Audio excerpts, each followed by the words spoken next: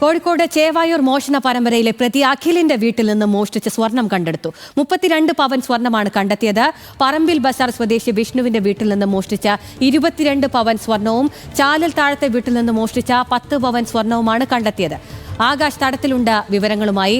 ആകാശ്, ഈ പ്രതിയിലേക്ക് എത്തിയത് എങ്ങനെയാണ്? ഇപ്പോൾ അദ്ദേഹത്തിന്റെ വീട്ടിൽ നടത്തിയ പരിശോധനയിലാണ് ഇത് കണ്ടെത്തിയതെന്ന് മനസ്സിലാക്കുന്നു. എത്രത്തോളം ഉണ്ട് അവിടെ മോഷണ വസ്തുക്കൾ? എന്താണ് വിശദാംശങ്ങൾ?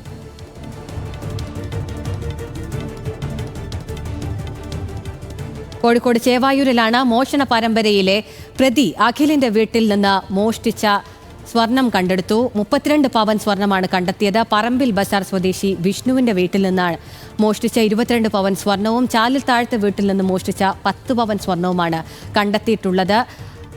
ഒരു മോഷണ പരമ്പര തന്നെയായിരുന്നു നടത്തിയിട്ടുണ്ടായിരുന്നത്. ആകാശ് തടത്തിലുണ്ട് വിവരങ്ങളുമായി. ആകാശ്, എന്താണ് വിശദാംശങ്ങൾ? ചേവായൂർ ഭാഗങ്ങളിൽ മോഷണം നടത്തിയ പ്രതി കഴിഞ്ഞ ദിവസം പിടിയിലായിരുന്നു.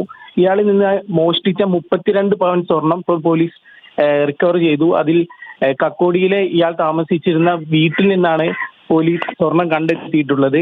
ഇതിൽ 22 പവൻ സ്വർണം പറമ്പിൽ ബസാർ സ്വദേശിയായ വിഷ്ണുവിന്റെ വീട്ടിൽ നിന്നും ഇയാൾ മോഷ്ടിച്ചതാണ്.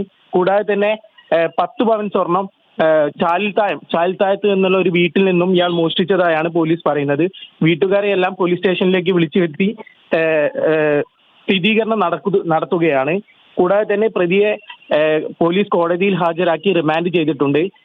കൂടുതൽ അന്വേഷണത്തിന്റെ ഭാഗമായി പ്രതിയെ കസ്റ്റഡിയിലെടുക്കാനാണ് പോലീസിന്റെ തീരുമാനം. ആകാശ് തടത്തിലാണ് കോഴിക്കോട് നിന്ന് വിവരങ്ങൾ നൽകിയത്.